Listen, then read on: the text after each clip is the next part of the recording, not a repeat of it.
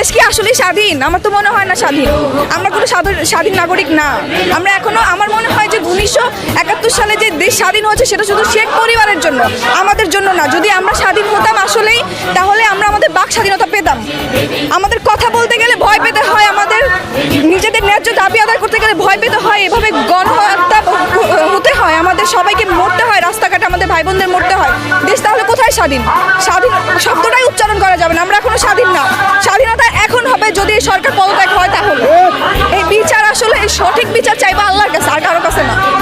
বিচার আসলে কেউ, এই সরকার কখনোই করতে পারবে না, আর হবেও না সঠিক বিচার। তাই আমি চাই যে সরকার পদত্যাগ করুন। বললাম তো আমি, আমার দেশে স্বাধীনই না, নিরাপদ থেকে। এই যে যেভাবে আমাদেরকে মারা হচ্ছে, এখনো দেখতেছি যে পুলিশ যেভাবে আমাদের সাথে অন্যায় করতেছে। আমরা মিছিল করলে, আমরা গিয়ে আন্দোলন করলে সেখানেও হস্তাহস্তি করা হচ্ছে, সবাইকে এভাবে ধরে নিয়ে যাওয়া হচ্ছে বাসার থেকে, যেখান থেকে সেখান থেকে। তাহলে আমরা কোথায় নিরাপদ?